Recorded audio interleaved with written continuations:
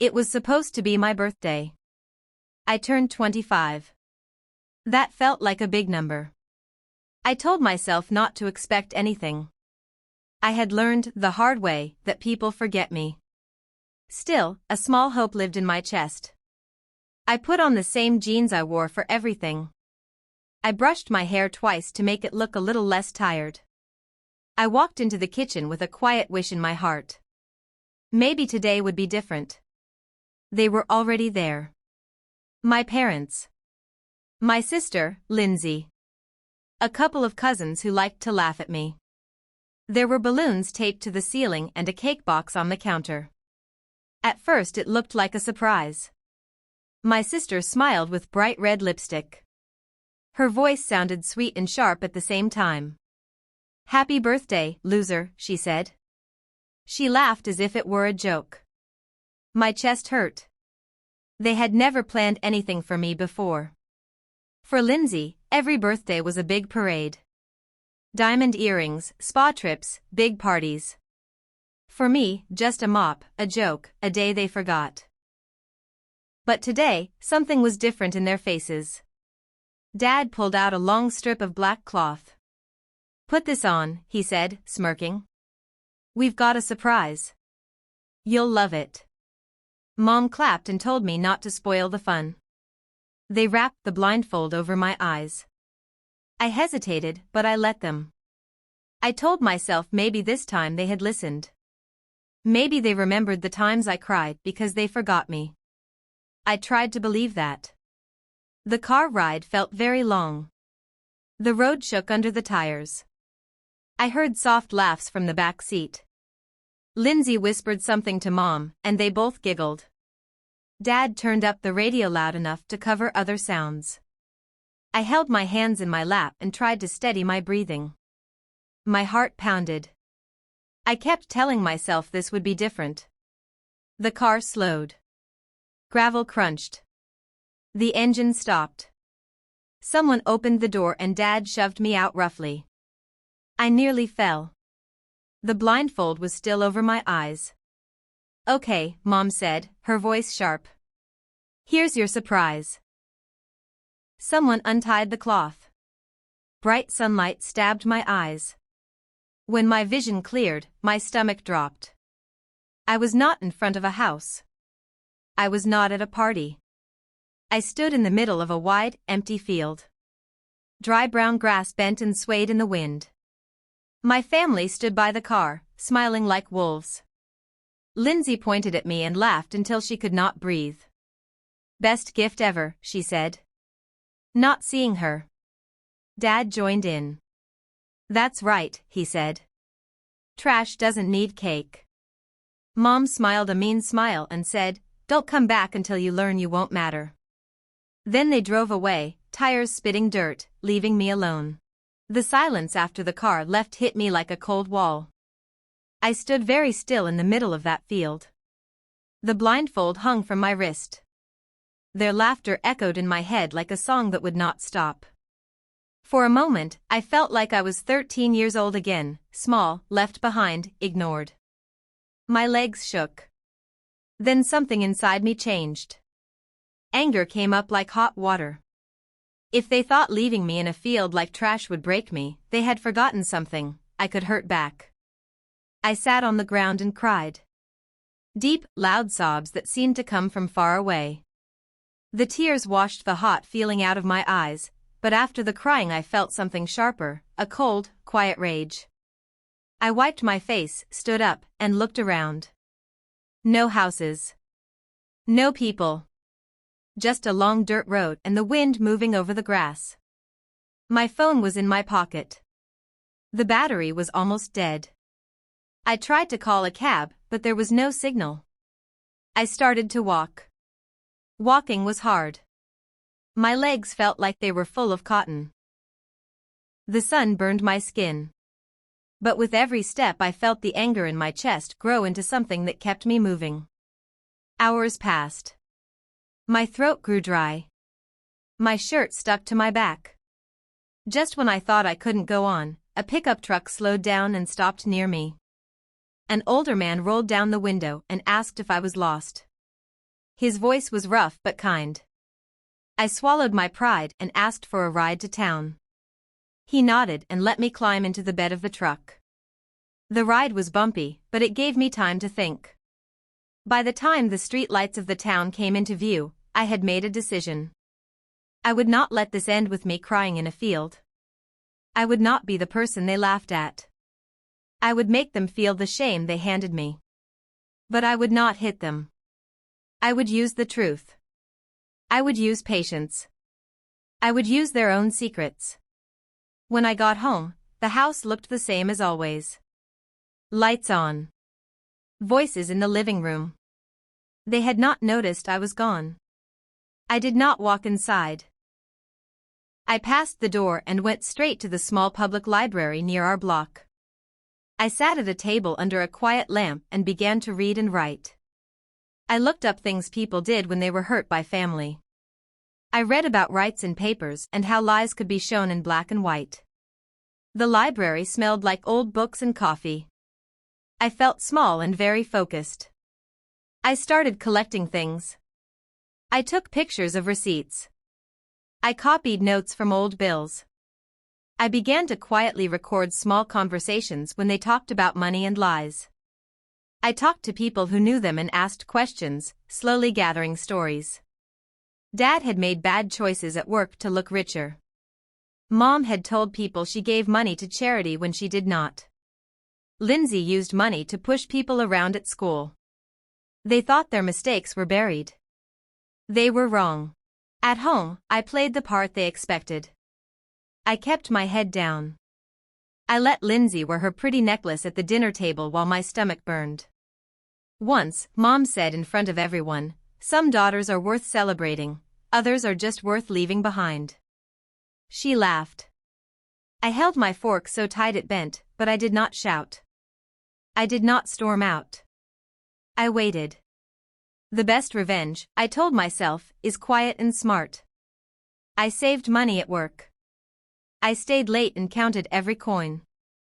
I wrote plans late at night, when my two little ones, Hannah and Michael, were sleeping. I drew notebooks under a small desk lamp. Every mean word they had thrown at me I turned into a plan. Lindsay came into my room one evening, acting like nothing had happened. "Still angry about your little birthday trip," she said, rolling her eyes. "Lighten up." I smiled, but it was not a friendly smile. "A joke?" I whispered. "Do you know what it feels like to stand alone in a field and hear your family drive away?" She said I was being dramatic and left. I watched her go. I felt small, but inside I was building a storm. Months went by. Outside, I looked like the same quiet Emma they thought they knew. Inside, I was preparing. I saved documents, wrote down names, and kept photos. I printed ambulance reports from the night I almost died. The papers showed what really happened. I found neighbors who remembered when I was 13 and had nowhere to sleep. I wrote everything down and put it in neat folders on my little table. I learned every law I needed to know. I learned how to show proof. I learned how to make people listen. The right night came. My parents decided to host one of their big family dinners. They loved to show off. Neighbors, church leaders, and Dad's important work friends were all invited. The house glittered with lights. The lawn smelled like cooked meat and flowers. Lindsay wore a shiny red dress and talked about our perfect family like it was a prize. The night was for them, but I had been building this moment for months. I had everything ready. I waited, quiet, in the corner while guests laughed and ate. They did not notice me. To them, I was invisible. Dad stood at the head of the table and made a speech. He clinked his glass and said how proud he was of how he raised us all. Mom sat with her pretty smile and basked in the attention. Lindsay whispered to the woman beside her and both of them laughed. That was my cue. I stood up slowly. My chair scraped the floor. Heads turned. My parents' smiles froze like cold wax. "I'd like to say something," I said. My voice was calm and steady. Dad tried to laugh it off. "Emma, not now," he said. But I walked to the center of the room and put a folder on the table. "Funny," I said softly, "how you tell people you raised me well." I opened the folder and laid down a paper. "Here is the name of a neighbor who took me in when I was left alone at 13, I said. I told the guests how I knocked at their door, hungry and scared, with no one else to help. A hush fell over the room. People looked surprised. I took out another paper, the ambulance report from the night I almost died. I read the words slowly.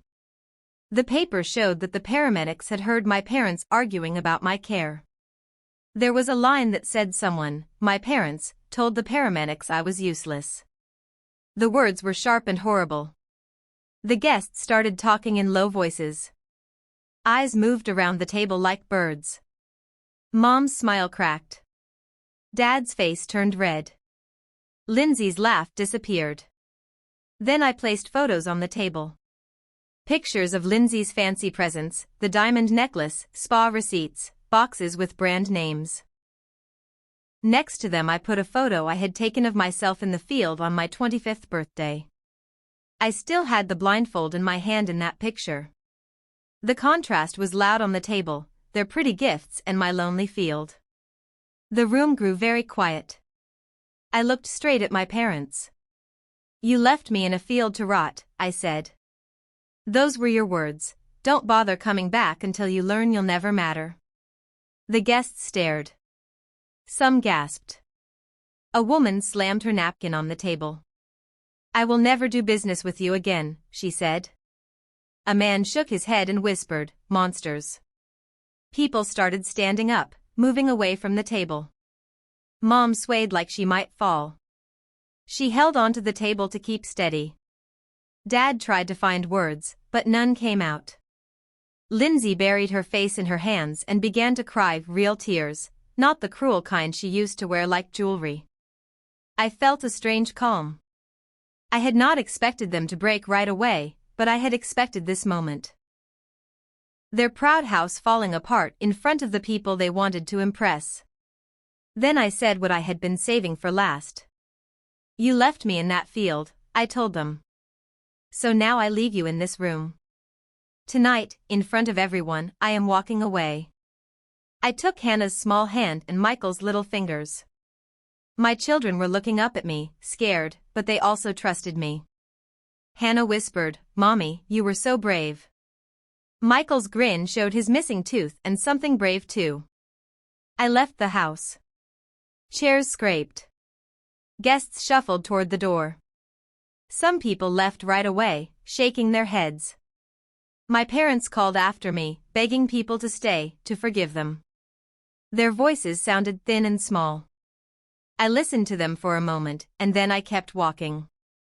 This was not about making them cry. It was about being free. Outside, the air felt clean. The stars shone high above like bright, patient eyes. I held my children close. For the first time in a long time, I smiled. I did not need to look back to know they would stand in the quiet of their ruined pride and wonder how it had happened. I did not need to see them choke on the shame I had handed back. I felt lighter, like someone had taken a heavy coat off my shoulders. We walked to a small apartment I could afford from the savings I had kept. It was not pretty. The paint peeled in one corner and the sink had a tired look. But it was ours. Hannah claimed a small shelf and Michael found a place on the floor to build a block tower. I made them peanut butter sandwiches even though I was tired. They ate with big smiles. Their trust warmed me inside. In the quiet nights that followed, I rested my head on the pillow and let my mind slow down. I thought about the field and the people I had left there. I thought about how much planning it had taken to show the truth. It had not been easy. I had felt small and scared 1,000 times. But showing the truth felt like opening a window in a room that had been closed for years. The light came in. People in the town began to talk. Some visited the small apartment to give us food or to say sorry for not seeing earlier. Neighbors I had never known came by with bags of rice and smiles that meant more than money. A woman from the church who had been quiet at the dinner left a letter with my name. She told me she wished she had acted sooner. Those kind acts were small, but they grew like little lights around our life. My parents tried to fix what was broken. They called me, left messages, asking me to come home. They sent flowers. They said they were sorry. But apologies wrapped in pretty paper did not feel real. I remembered the field and the way their laughter had sounded. I kept my distance. I answered only when I needed to. I trusted actions more than words. At times I felt lonely. Revenge and truth had opened a door, but the world still felt big and strange. Some days I worried about money, about bills, about school fees for Hannah and Michael. I worked 2 jobs sometimes, tired but steady. I studied small things at night, how to make a better resume, how to save more, how to be a stronger mother. I learned to be kind to myself in small ways, a cup of tea at night, a quiet walk, songs that made me breathe slower. There were evenings when I sat on the small stairs outside our apartment and looked up at the stars. I thought of the field and how I had stood there alone and then decided to act. I thought about the way shame and cruelty can look like strength, but real strength is soft and steady. Real strength keeps getting up even when it hurts. Months passed. People who knew the truth began to tell others. Slowly, my parents' neighbors stopped inviting them to the same events. Old friends looked away when they passed. That did not make me happy. It made me sad that it had to come to this. But it also reminded me that truth matters. Lies can look strong for a while, but truth finds a way out. Hannah started school. Michael found a small group of kids who liked to laugh with him. I found a job in a small clinic where people needed help. I learned to be proud of the quiet life we built. I learned not to be ashamed of being small. I learned to teach my children how to be kind and how to stand up for themselves with words, not fists. Sometimes my parents would come by the edge of town and watch from far away. I saw them through the grocery store window once, looking tired and smaller than I remembered. I felt something in my chest, no joy, no hate, just a heavy, slow peace. I had hoped for a big moment of revenge, but the truth had given me something better, freedom. People ask me if I regret what I did. I think about that and I shake my head. I do not regret showing the truth. I do not enjoy seeing others in pain, but I cannot keep being small for them to step on. Now, when someone laughs at me, they do not know the whole story. They do not know the nights I cried alone, the plans I made, the small savings tucked away in a jar. They do not know the courage it takes to stand up and speak. My children teach me things every day. They teach me to forgive more quickly for small things and to be brave for them. Hannah will give a stranger a flower and Michael will share his toy with a boy who has none. They do not hold grudges. They do not carry heavy coats of shame. In their bright, small ways they are free, and I want them to stay that way. I still remember the field sometimes. I remember the way the wind pushed the grass, and how the sun felt too bright on my skin. I remember the blindfold in my hand. But the field is no longer a place that breaks me. It is a place that taught me how to grow. The people who left me there, my family, will carry their choices. I carry mine. If you have been left behind, if people laugh at you or forget your name, remember this: the quiet strength inside you can be louder than any shout. You can collect small truths, save small pennies, and build a steady life.